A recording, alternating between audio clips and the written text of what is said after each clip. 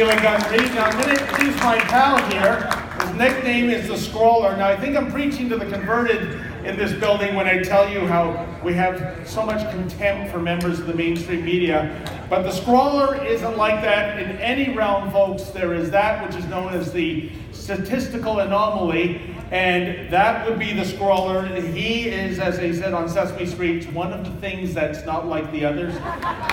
He doesn't want to break the world down. He wants the world to work. And you know, he is a journalist with a heart of gold. And I'll tell you, you might have read about this protest by Doug Ford supporters last month.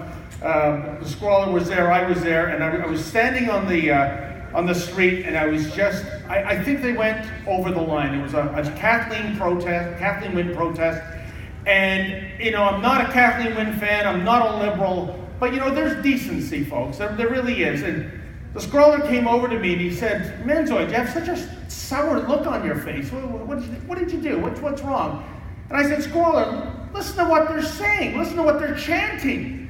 The Scroller said to me, he said, "Well, they're just chanting, 'Lock her up, lock her up.'" And I said, "Oh, lock her up. I thought they were saying knock her up." I mean, please, I scared easy. So, in any event, the Scroller began his career at the North Bay Nugget in 1985. He made a name for himself at the Sault Ste. Marie Star. It was off to Calgary, and then for the last 20 years, the best city columnist in all of Canada, my friend, the Scroller, Mr. Joe Warmington.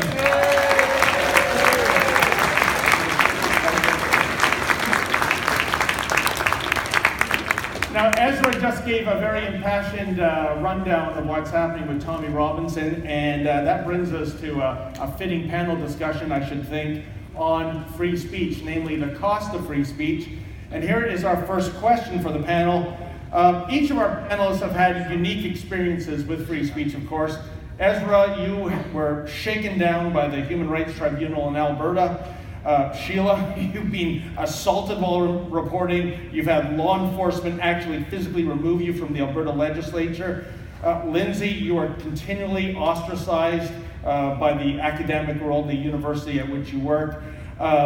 Joe, you get constant blowback from your media colleagues when you're reporting. And of course, Katie, you've had threats on your life. It's just absolutely despicable.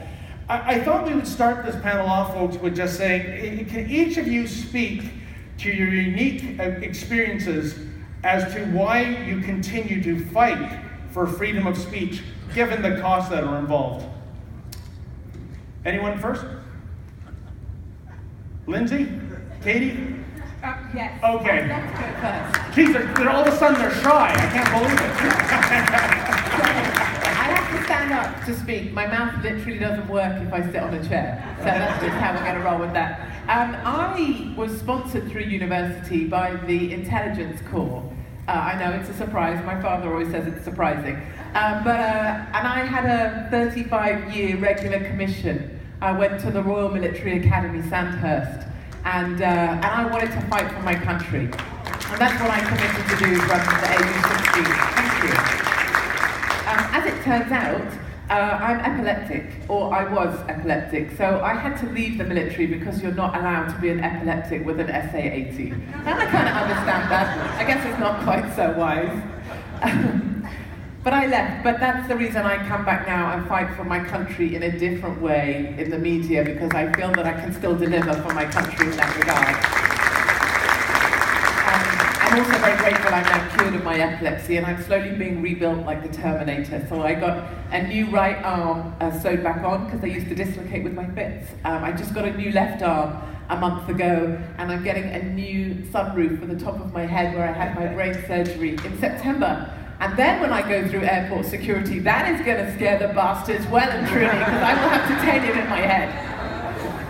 But my point rather being, therefore, my commitment has been a lifelong one to fight for what I think is right and to stand up for my country. And so despite things like a couple of jihadists planning to behead me, an actual plan that was made as a wedding gift. One woman wanted a wedding gift of my head. She went out and bought a plastic dummy hunting knife for him to practice on, and they practiced taking my head off because she said I am the biggest bitch. Yes, you better believe it, sweetie. She's now in prison, and I get to fight another day.